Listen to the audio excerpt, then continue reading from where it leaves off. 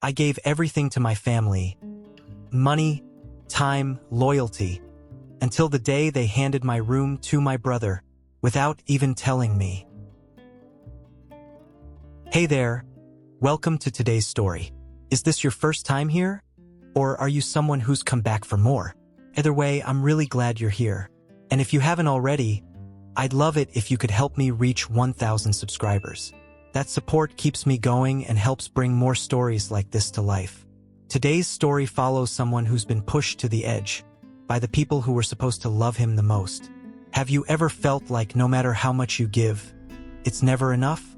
Have you ever had to choose between your own peace and your family's expectations? If that hits close to home, I invite you to stay till the end, because what happens next might just be something you need to hear. Hey there, it's me, Alex. I guess you could say I'm your average 29-year-old living in a bustling city.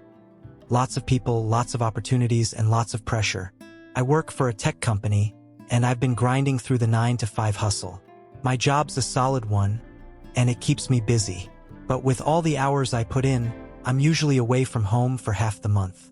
My apartment is a cozy, minimalistic one-bedroom, far from my parents, but close enough for me to help them whenever they need it. You know, family stuff. I've been sending them money, about $1,800 each month. It started as a casual thing, paying for groceries, rent, and some bills. Honestly, I didn't mind at first. They're my parents, and I've always been taught that family comes first, right? But there's something you need to know. My family doesn't really work like most families. My dad, Greg, and my mom, Linda, they've always treated my younger brother, Tom, like the golden child. Tom's always had this knack for getting by without putting in the effort. He's got a couple of kids now, and while he's not the best with money, it's always been okay, because he's the family's priority. Meanwhile, I've been doing everything I can to stay afloat, working hard, sending them money every month, and basically holding everything together. I've sacrificed a lot of my own stability for them. But when it came time for me to ask for a little bit of fairness, things took a turn I wasn't ready for. It all started when Tom lost his job. Tough luck, I guess. He'd been working in retail, barely, and when the company downsized, he was one of the first to go. He didn't have a backup plan, no savings to speak of, nothing lined up. For a while, he coasted. Said he was figuring things out, spending most days at home, scrolling through his phone, occasionally applying for jobs he wasn't qualified for, but mostly just waiting for something, for someone, to step in and fix it for him. He never asked for help directly. That's never been Tom's style. He lets the storm brew long enough for someone else to feel obligated to build the shelter. And this time, it was no different. After 2 months, the conversation shifted from concern to action, but not mine. My parents had already decided he needed to come back home. Not temporarily, not with a plan to get back on his feet. Just move back, permanently if needed, and bring his family with him, his partner, and their 2 kids. Fine, whatever. Family helps family.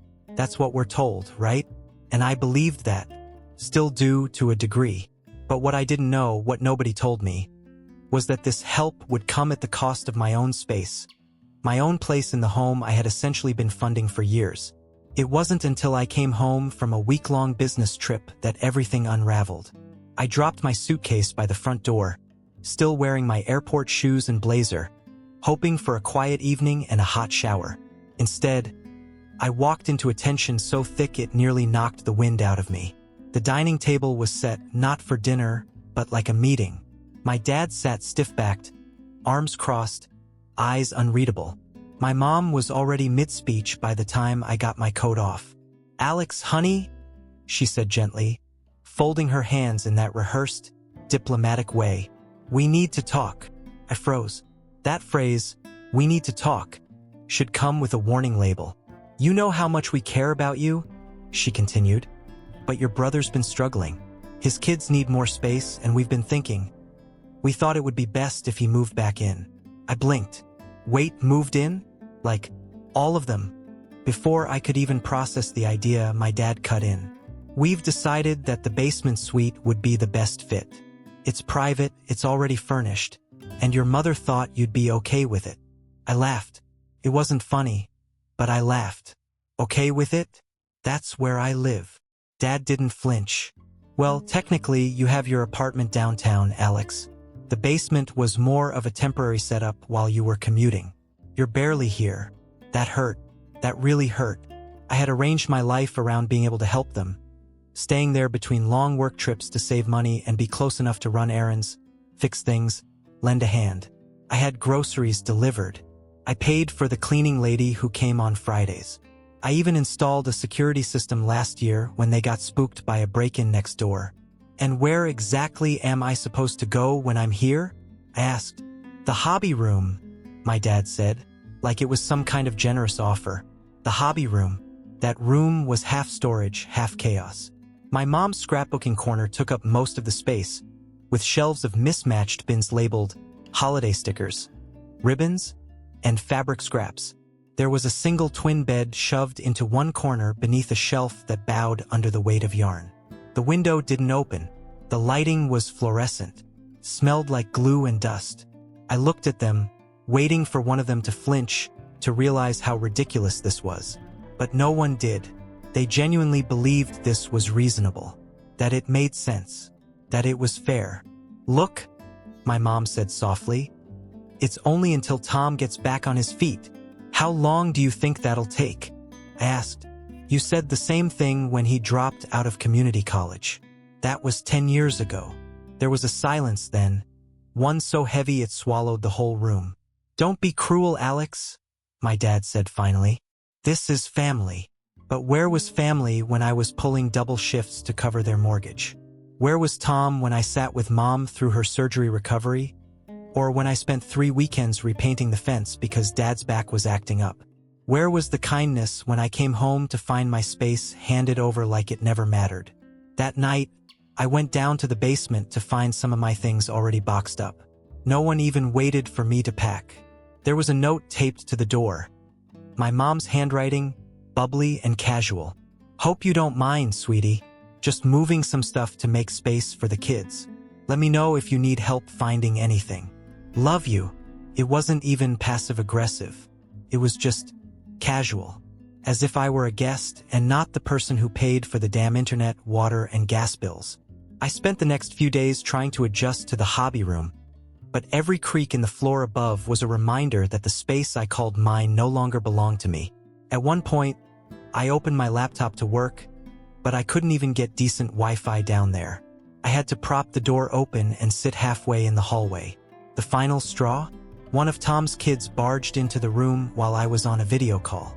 They were chasing each other, screaming, and I heard Tom laugh upstairs, saying, "Don't worry about Uncle Alex.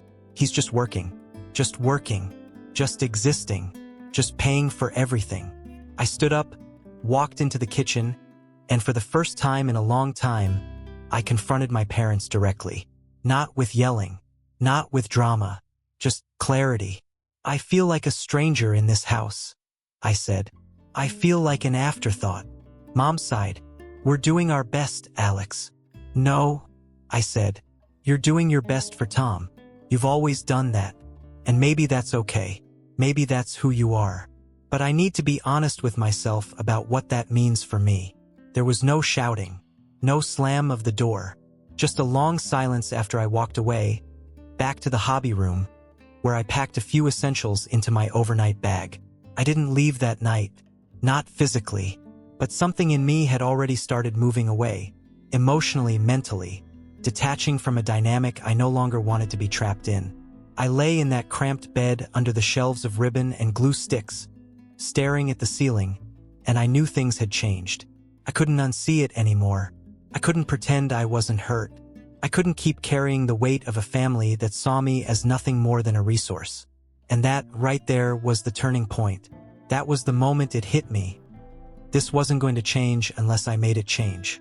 I could either keep playing the role they wrote for me, the responsible one, the one who fixes everything, or I could walk away. Not forever. Not necessarily. But far enough to finally hear my own thoughts again. So I did the thing I'd been too scared to do for years. I packed a bag. Not a big one, just enough for a week. Grabbed my laptop and booked a stay at a resort 3 hours outside the city. A beachfront spot I'd seen in a brochure once and saved for a someday that never came. Until now. It wasn't just about getting out of the house. It was about getting out of the dynamic, the script, the guilt. I needed distance, not just in miles but in meaning. The resort was beautiful in that quiet, sterile way. Pristine sheets, an ocean breeze coming through glass doors, soft music in the hallways. The kind of place where people walked barefoot on wood floors and said things like, "Just breathe," while sipping cucumber water. I tried to buy into the fantasy. I really did. The first night, I sat on the balcony watching the sun dip into the ocean. I took a deep breath, convinced myself that the silence was peace, not loneliness. I was trying to convince myself that I hadn't made a mistake. And for a few hours, it worked. No texts, no voicemails, no one asking for favors or money or time. I ordered room service, steak and a glass of red wine, and sat cross-legged on the bed like a king with no kingdom, just a moment to be no one's provider.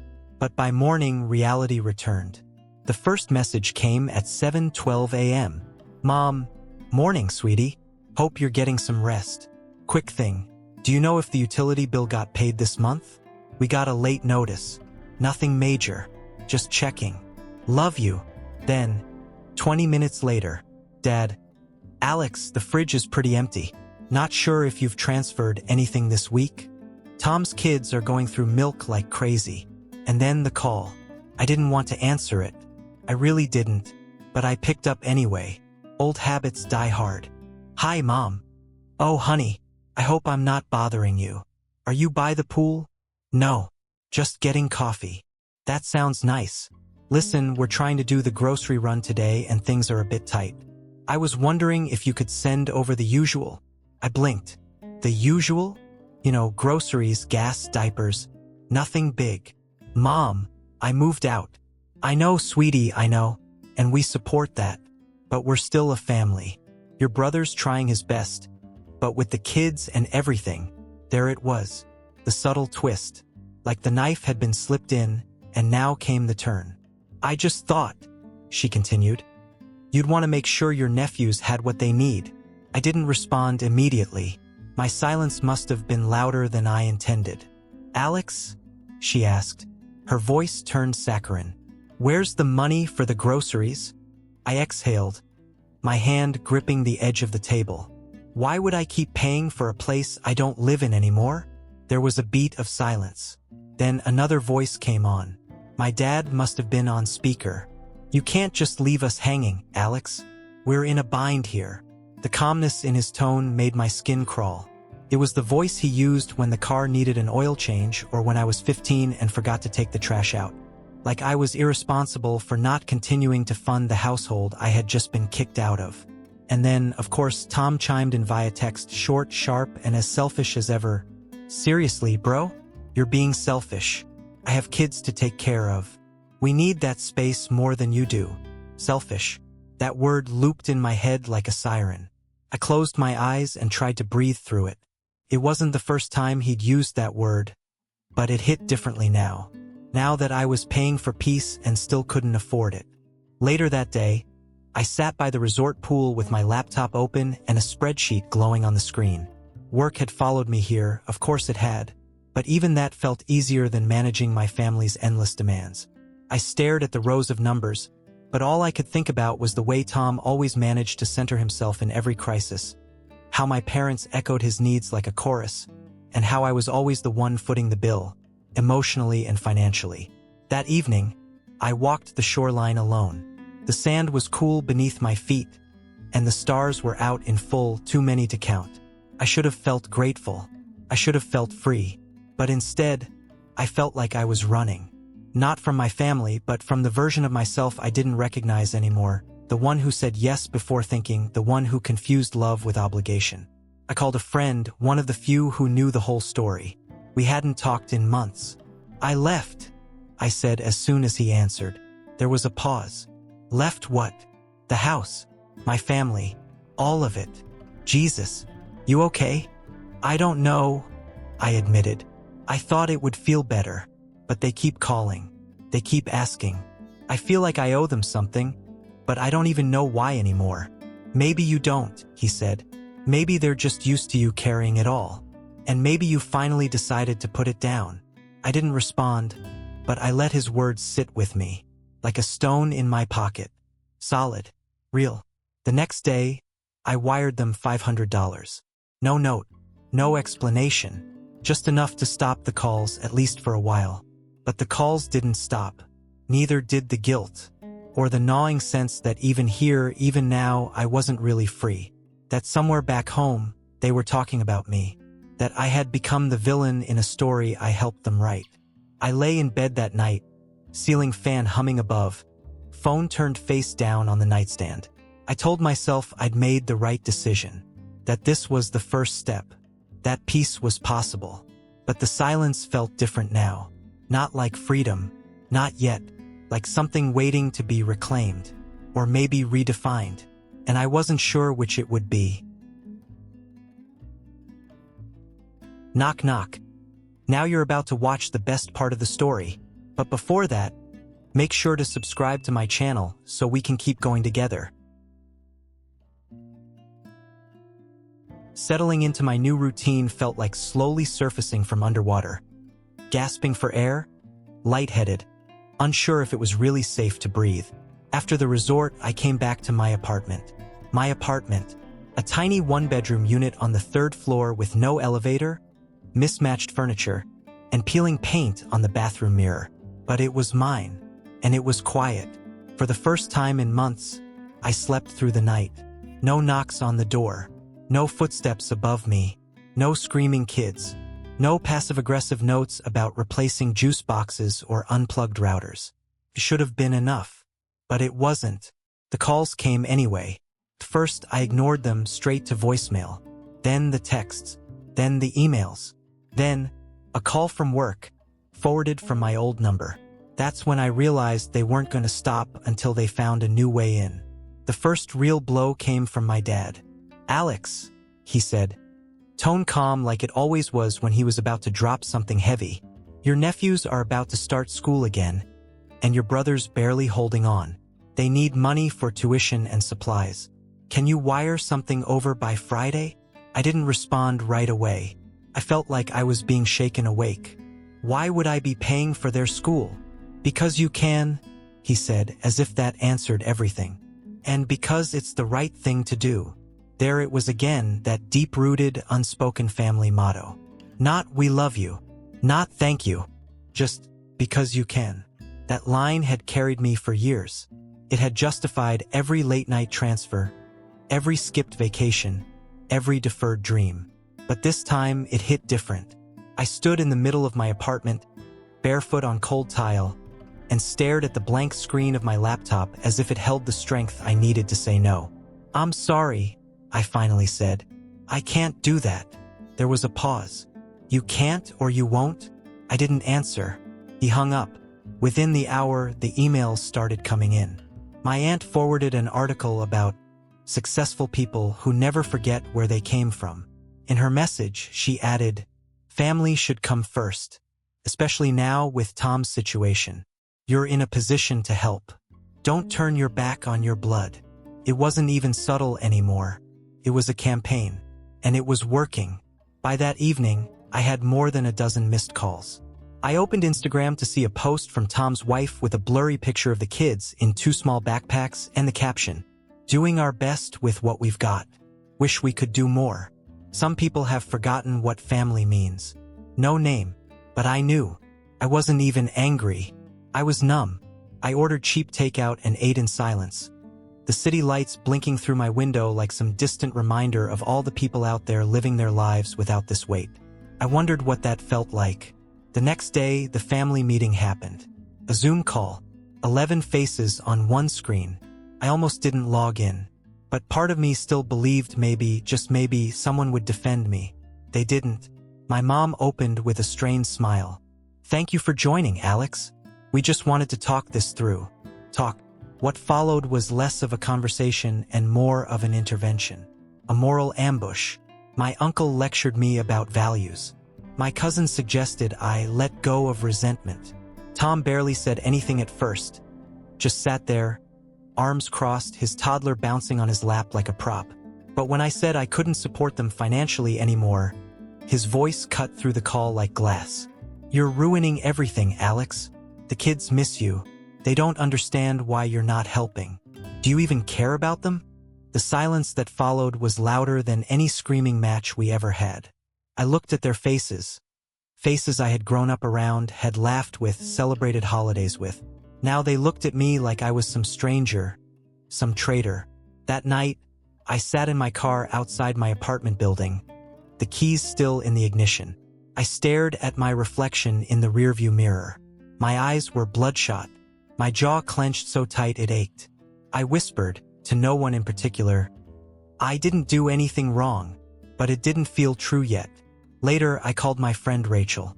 She was the only one I knew who'd gone no contact with part of her family years ago. I had judged her for it once. Now I understood. "They make you feel like it's your fault," I told her, "because it's easier for them to blame you than to look at themselves," she said. "That guilt you're carrying? That's not yours. I keep thinking if I just explain better, they'll get it."